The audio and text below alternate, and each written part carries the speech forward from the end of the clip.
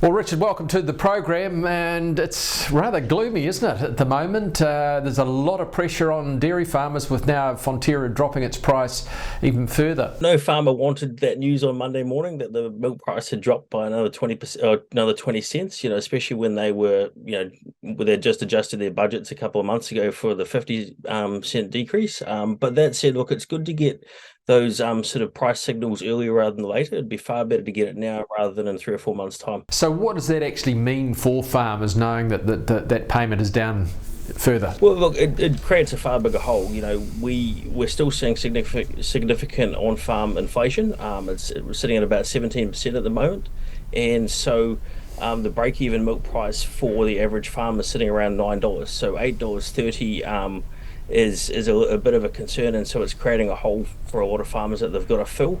It means that they'll have to adjust their budgets again, see what costs they can trim out of it, delay some capital expenditure where they can as well, and then have a conversation with their bank, keep their banks well updated, and it could mean for some farmers going to interest only. Now, a lot of farmers, of course, got rid of a lot of that debt through the good times relatively recently, when the price was good and they had the chance to, as you say, well, I say, offload that debt. But is there a sign that things have changed and that the debt is rising again? Yeah, so like you say, farmers have been very good at paying back debt over the last 6 years.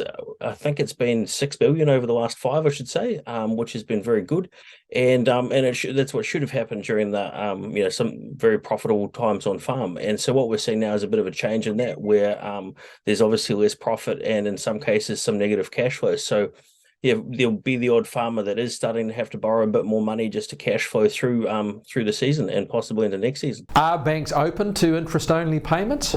For farmers that have been farming responsibly, paying down debt where they can, then they'll be far more open to it. Obviously, I've got to be a little bit careful not to speak for individual banks or anything like that. And of course, the costs keep rising. I see the OCR is probably going to go up again, I think tomorrow, which is pretty scary for interest rates. But rising costs, fuel now, I think is going to go again because of the lowering production, which is a bit cynical in my mind. But it's an ongoing issue, isn't it? It's not something that's just going to go away overnight. Look, it's a challenge that a lot of New Zealanders are facing, in terms of rising interest rates and fuel costs. The 17% on-farm inflation that I talked about, 43% of that is interest rates, interest rate rises, I should say. And there are a lot of farmers who will be beginning to come off fixed interest rates, just like there are a lot of homeowners. And so we're going to see the pain in that respect get worse rather than better, unfortunately, in the short term. Do you see some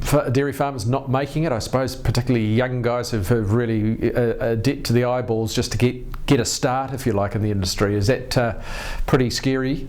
I certainly hope not. I hope that those that are heavily indebted and higher risk also have a good relationship with their bank and know what they need to do in order to give their banks confidence that they can get through. Well, I think we all know, those of us who've been around for a bit know that these things are cyclical. Everything can seem really bad for a year or two and then seem really good a couple of years later.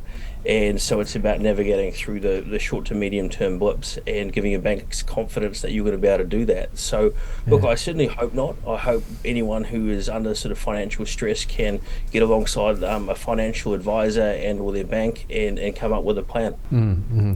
And what sort of advice? I mean, I suppose it is just that, is it? Just to talk to the bank? The advice would be around ways that they can make their business more profitable via cutting costs, etc. Often by changing the farm system around a little bit, you can become a bit more efficient, so stuff like that. The other good point to make here is farm debt mediation.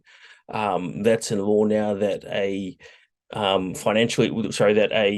borrower can, in a real situation, can request mediation when they're feeling under financial pressure from the bank, and it's a great way to get a third party involved to help to try and find a way to a good outcome for both parties. Is that sort of like a last step gesture, or is that something you can nominate or ask for? So the lender has to go through this process before they can take enforcement action. So for the lender, it's potentially a last resort, but for the borrower, they can do it at any time, and the bank can't unreasonably refuse. So they would have to have a good reason to say that there's no reason to do it. So when this first came about, everyone thought it would be a last resort thing. Basically, while when a business is sort of spiraling down the drain, so to speak. But what they've found is, and in particular in Australia where it's been around for a while, is because it has to happen at some point, there's far more benefit for it to happen at the start of the process rather than the end. And often you can get far better outcomes. So both banks and farmers have been engaging with it a lot more and a lot earlier. And I guess finally, just an update, dairy farmers and the cyclone damage, it just continues the recovery, I presume? Yeah, look, it does. Unfortunately, it was never going to get fixed overnight, and it's a very challenging situation. And even when the media cameras aren't there all the time, the work carries on, if you know what I mean. Yeah, it's a sad thing about a disaster like that. Everyone loses a little bit of interest over time. But yeah, look, there's a lot of work going on. There's been some fantastic work from community groups and other organisations. Obviously, Federated Farmers included with the Adverse Events Fund and the Farming Army getting stuck in and helping farmers to tidy up. Yeah, which has been a huge boost for morale, obviously for the farmers, but all of us who have been sort of on the sidelines just wanting to be able to help have had an outlet for that too, which has been awesome.